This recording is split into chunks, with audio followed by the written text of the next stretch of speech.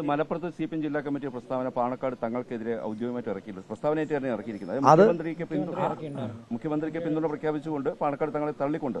അത് പാണക്കാട് തങ്ങളെ തള്ളുമ്പം അതിന്റെ പ്രതിഫലനമൊക്കെ പാലക്കാട്ടുനിന്ന് ഉണ്ടായിക്കോളും. പാണക്കാടിന്റെ പ്രതിഫലനം പാലക്കാട്ടുനിന്ന് ഉണ്ടാകും. ഈ സന്ദീപ് വാര്യർ ഇങ്ങോട്ട് കൊണ്ടുവരുന്നതിന് വേണ്ടിയുള്ള ചർച്ചയ്ക്ക് മുൻകൈ എടുത്തത് മണ്ഡലം കമ്മിറ്റിയാണോ, നിയോജക മണ്ഡല കമ്മിറ്റിയാണോ, DCC ആണോ, KPCC ആണോ, AICC ആണോ? അതല്ല ഇപ്പം കൈരളിയുടെ ഒരു ചോദ്യത്തിന് എനിക്ക് മറുപടിയായിട്ട് പറയാൻ പറ്റുമോ? അല്ല, അത് ഇപ്പം ഞാൻ പറഞ്ഞല്ലോ, RSS വിട്ടുവരാൻ RSSന്റെ സർസംഘചാലക് RSS വിടാൻ തീരുമാനിച്ചാൽ ആ നിമിഷം അവിടെ എല്ലാ ആളുകളും പോയി സംസാരിക്കണം. നമുക്ക് പിന്നെ രഹസ്യ ഓപ്പറേഷൻ ഒന്നുമില്ല. സന്ദീപിനെ നമ്മൾ അപ്പുറത്തുനിന്ന് ഇങ്ങോട്ട് ടോർപ്പിഡോ ചെയ്ത് ഇങ്ങോട്ട് കൊണ്ടുവന്നിട്ട് സ്ഥാനാർത്ഥിയാക്കി നമ്മൾ ഏതെങ്കിലും ചിഹ്നത്തിൽ മത്സരിപ്പിക്കുമെന്നല്ലോ ചെയ്തേ. അയാളുടെ പ്രത്യയശാസ്ത്രം ഉപേക്ഷിച്ചു. അയാളുടെ പ്രത്യയശാസ്ത്രം ഉപേക്ഷിച്ചപ്പോൾ മതേതര മുന്നണിയോടൊപ്പം ചേരുകയാണ്. ഇന്ന് രാവിലെയും സരിൻ പറഞ്ഞത് പാലക്കാട്ടുള്ളവർക്ക് കൃത്യമായി ജന വോട്ട് ചെയ്യും, വേറെ ചിലയിടത്തു നിന്ന് വന്നവർക്ക് കാര്യമായ വോട്ട് ചെയ്യാൻ സാധ്യതയില്ല എന്നുള്ളതാണ്. അപ്പൊ ഈ മത്സരിക്കുന്ന സ്ഥാനാർത്ഥികൾ കൃഷ്ണകുമാർ മാത്രമാണ് പാലക്കാട്. നേരത്തെ ഇതുവരെ CPMന്റെ നേതാക്കന്മാരായിരുന്നു കൃഷ്ണകുമാറിന് വേണ്ടി വോട്ട് പിടിച്ചുകൊണ്ടിരുന്നത്. ഇപ്പൊ സ്ഥാനാർത്ഥി തന്നെ പിടിച്ചു തുടങ്ങിയോ?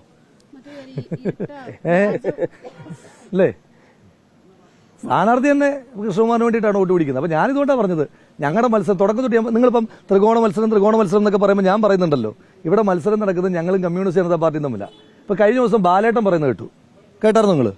ബാലേട്ടൻ മൈക്ക് പ്രസംഗിക്കുകയാണ് വരുത്തന്മാർക്ക് ഇവിടെ വോട്ടില്ലെന്ന്. ബാലേട്ടന്റെ വീട് കണ്ണൂരാ, ശ്രീ AK ബാലന്റെ വീട് കണ്ണൂരാണ്. ആ ശ്രീ AK ബാലൻ വന്നിട്ട് പറയും വരുത്തന്മാർക്ക് വോട്ടില്ല എന്ന്. അപ്പൊ ശ്രീ AK ബാലൻ ഇന്നലെ കൃഷ്ണകുമാറിന് വേണ്ടിയിട്ട് വോട്ട് ചോദിക്കാൻ നമുക്ക് മനസ്സിലാക്കാം. പക്ഷെ സ്ഥാനാർത്ഥി തന്നെ ചോദിച്ചു തുടങ്ങിയ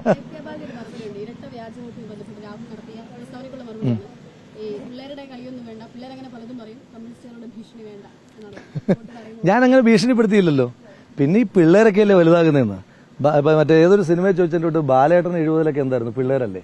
70-ലല്ലേ ബാലേട്ടന്റെ ഫയർ പീരീഡ്. അപ്പൊ പിള്ളേർക്കും കാര്യമൊക്കെ ഉണ്ടെന്നേ. പിന്നെ അവരെപ്പോലുള്ള മുതിർന്ന ആളുകൾ ഇങ്ങനെയൊക്കെയുള്ള അബദ്ധങ്ങൾ പറയുമ്പോൾ നമ്മൾ തിരുത്തി കൊടുക്കണ്ടേ? ഓർമ്മക്കുറവുകൾ വരുമ്പോൾ തിരുത്തണ്ടേ? ബാലേട്ടൻ മറന്നുപോയി, കണ്ണൂരുകാരനാണ്. അതുപോലെ ഞാനും മറന്നുപോയി, ഞാൻ പത്തനംതിട്ടക്കാരനായിരുന്നു എന്നുള്ള കാര്യം ഞാൻ തന്നെ മറന്നുപോയി. ഞാനിപ്പോ പാലക്കാടുകാരനാണ്, ബാലേട്ടനെ പോലെ തന്നെ. വ്യാജ വോട്ടുമായിട്ട് ബന്ധപ്പെട്ടിട്ട് എനിക്ക് പറയാനായിട്ടുള്ളത്, ഇന്ന് മന്ത്രി പറയുന്നിട്ട് ഞാൻ തടയുമെന്ന്. മന്ത്രിയല്ല തടയേണ്ടത്, ബൂത്ത് ലെവലിലിരിക്കുന്ന ഏജന്റുമാരുടെ ജോലിയാണ് തടയുക, ചലഞ്ച് ചെയ്യുക എന്നുള്ളത്. മന്ത്രിയുടെ ജോലി ഈ വോട്ടർ പട്ടികയിൽ ഇവരുടെ പേര് വരാതിരിക്കുന്ന സിസ്റ്റം ഉണ്ടാക്കലായിരുന്നു. അപ്പൊ അവിടെ വളരെ ഫ്രീ എൻട്രി കൊടുത്തു. BJPയും CPMഉം പരമാവധി വ്യാജ വോട്ടർമാരെ ചേർത്തോട്ടെ എന്ന്. അതിനിപ്പം ഇപ്പം മന്ത്രിയുടെയൊക്കെ പ്രസ്താവനയുടെ അർത്ഥമൊക്കെ എല്ലാവർക്കും മനസ്സിലാവുന്നുണ്ടല്ലോ. ഇപ്പൊ വ്യാജ വോട്ടല്ല തടയുമെന്ന് മന്ത്രി പറയുന്നത്. മന്ത്രി പറയുന്ന ഒരു ഭീകരാന്തരീക്ഷം ഇവിടെ ഉണ്ടാക്കും എന്നുള്ള പ്രതീതി ഉണ്ടാക്കുക. പാലക്കാട്ടുകാരൊന്നും മിരട്ടുക, അങ്ങനെയൊക്കെയുള്ള മിരട്ടലിൽ നിന്ന് കൊടുക്കുന്ന ആളുകളാണോ പാലക്കാടുകാർ?